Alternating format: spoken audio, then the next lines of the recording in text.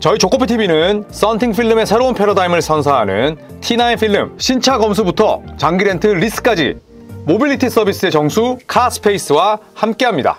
네, 반갑습니다 여러분. 조코피TV의 조현일입니다. 자, 별로 관심이 없는 동부 컨퍼런스 플레이오프 1라운드도 저희는 리뷰를 합니다.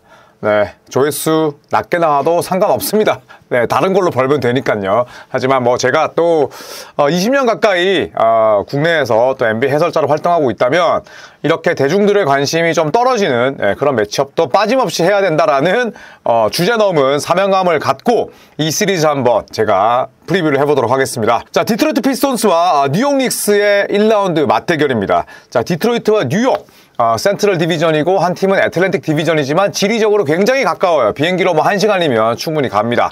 자, 그리고 이 두 팀은 전통의 명가이기도 하고 두 번씩 우승한 팀이기도 하고 80년대, 90년대, 뭐 2000년대 초반까지 가장 플레이오프에서 터프하고 더티한 농구를 했던 팀이기도 해요. 물론 뭐 지금은 그런 선수들의 후회가 남아있진 않지만 항상 플레이오프 하면 디트로이트, 뉴욕 닉스 늘 끈적하고 무언가 터프하고 또 때로는 더티하고 항상 쉽게 물러나지 않는 그런 공통점이 있습니다. 그래서 제 개인적으로는 상당히 기대하고 있는 시리즈인데요. 자, 일단 플레이오프 동부 컨퍼런스 뉴욕 닉스와 디트로이트가 1라운드에서 만나게 됩니다. 자, 우선 뉴욕 닉스의 평균 득점은 전체 9위였고요. 네, 그 다음에 디트로이트는 12위인데 평균 0.3점에 불과했습니다. 자, 실점 수치 자체는 디트로이트가 조금 더 많았습니다. 네, 하지만 디펜시브 레이팅 자체는 뉴욕 닉스보다 디트로이트가 더 나았다 이렇게 볼 수가 있겠고요. 공격 레이팅을 살펴보면 탐 티보도 감독이 이끄는 팀 납지 않게 뉴욕 닉스는 이번에 오펜시브 레이팅이 굉장히 좋게 나왔습니다. 5위.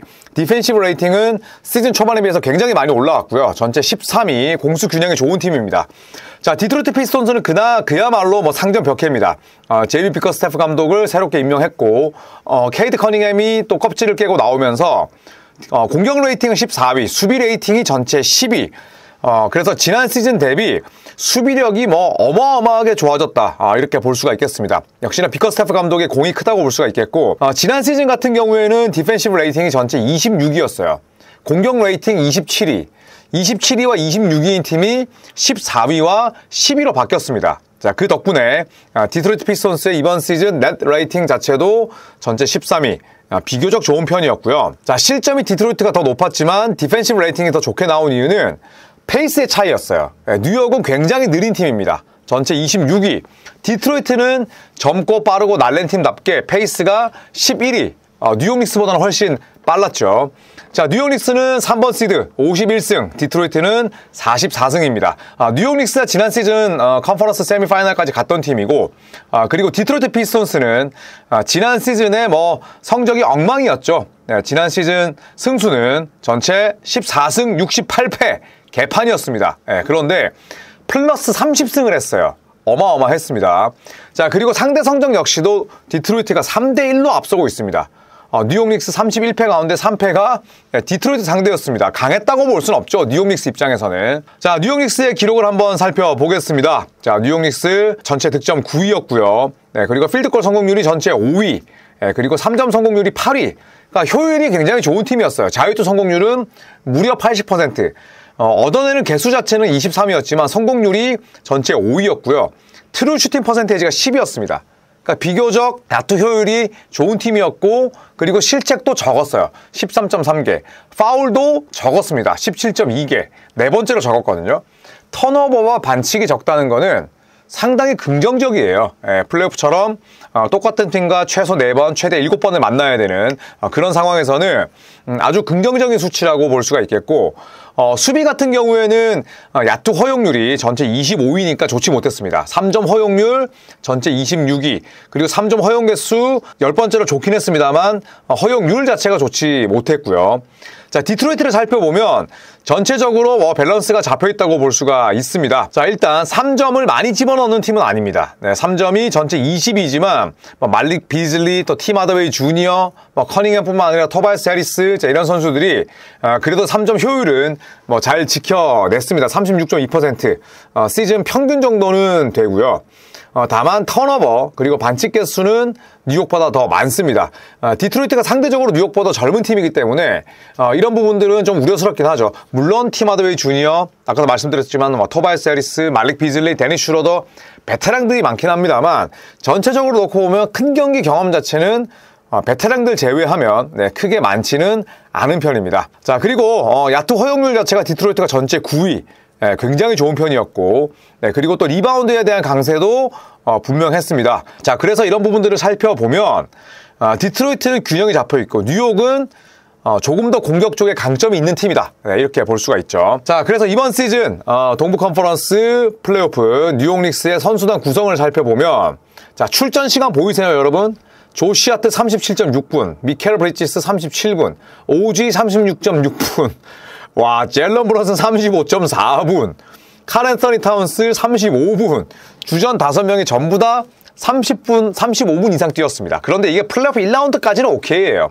지난 시즌도 뉴욕 닉스가 다 자빠진 거는 2라운드 이후였습니다. 1라운드까지는 괜찮다. 그래서 마일스 맥브라이드, 그 다음에 미첼 로빈슨, 그리고 랜드리 샤미 정도 제외하면 카메론 페인 종종 나올 거고 8, 9인 로테이션 쓸 건데 티보더 감독이 벤치를 자세히 바라보는 그런 장면은 기대 안 하시는 게 좋을 것 같습니다. 자, 제일런 브런슨과 칼 앤서니 타운스가 50점 이상을 합작했었고, 오지와 미켈 브리지스가 평균 17.5점, 6점 이상을 기록을 했습니다.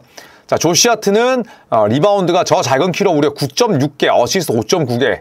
진짜 다재다능하죠. 그렇다고 해서 3점이 약점도 아닙니다. 1.1개 33.3%면 그래도 던질 수는 있다는 뜻이죠. 5명이 전부 다 3점을 쏠 수 있는 미첼 로빈슨이 나왔을 때 빼고는 스페이싱이 원활한 그런 라인업이지만 벤치는 굉장히 허약하다. 애초에 탐 티보도 감독이 뉴욕 닉스의 벤치는 아예 쳐다보지도 않았다. 이렇게 보시면 될 것 같고요. 디트로이트는 그렇지 않습니다. 자, 디트로이트는 제일 많이 뛴 선수가 케이드 커닝햄이에요. 그런데 35분입니다. 아래쪽으로는 토비가 31.6분을 뛰었고, 제이든 아이비는 시즌 아웃이긴 합니다만, 팀 하드웨이 주니어, 말릭 비즐리, 젤런 듀렌, 데니스 슈러더 전부 다 25분 이상 뛰었어요. 그 아래쪽도 어사르 탐슨, 혈전 때문에 출전 시간 관리에 대한 이슈가 있긴 했습니다만, 이렇게 놓고 본다면 주전과 벤치의 기량 격차는 디트로이트가 상당히 적은 편입니다. 이게 JB 비커스테프 감독이 추구하는 농구이기도 하고 로테이션이 굉장히 폭넓죠. 한 경기만 뛰었던 톨루 스미스 정도를 제외하면, 자, 무려 7명의 선수가 두 자리 득점을 기록을 했습니다. 이거 쉽지 않잖아요. 그만큼 균형 잡힌 출전 시간, 주전과 벤치의 밸런스, 포지션별 균형, 자, 이런 부분들은 디트로이트가 훨씬 좋다고 볼 수가 있습니다. 자, 젤런 브런슨, 칼 앤서니 타운스 말고 케이드 커닝햄밖에 없잖아. 자, 케이드 커닝햄은 이번 시즌 26.1득점, 9.1 어시스트, 6.1 리바운드. 트리플 더블도 여러 번 달성했고, 돈치치, 제임스 하든 류의 헤비 볼핸들러예요. 그러면서 저 정도의 효율을 냈고, 야투가 47%, 3점이 35.6%, 자유투가 84.6%니까 슈팅이 되는 헤비 볼핸들러다, 이렇게 볼 수가 있습니다.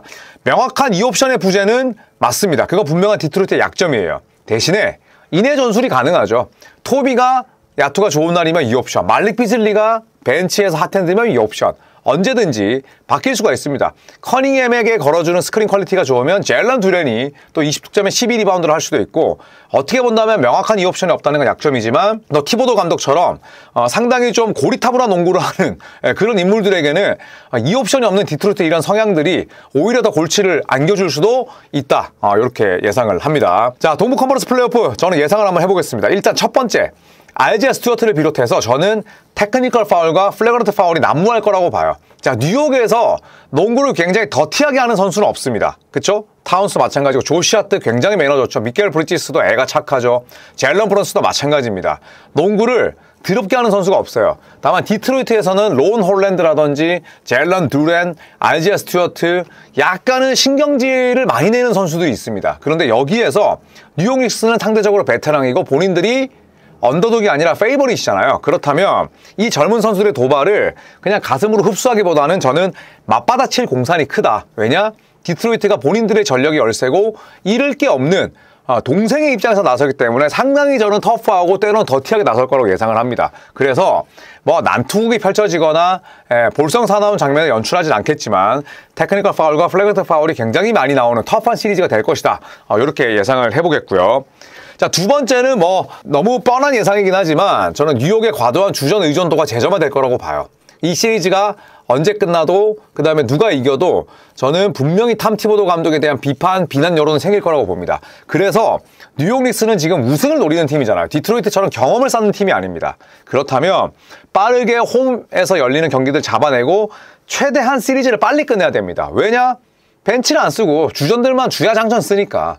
그렇기 때문에 저는 이 시리즈가 정말 빨리 끝나더라도 그 4경기에서 분명 주전들은 다 35분 이상을 뛸 거기 때문에 뉴욕의 아주 과도한 주전 의존도는 다시 점화될 것이다. 이렇게 예상을 해보겠습니다.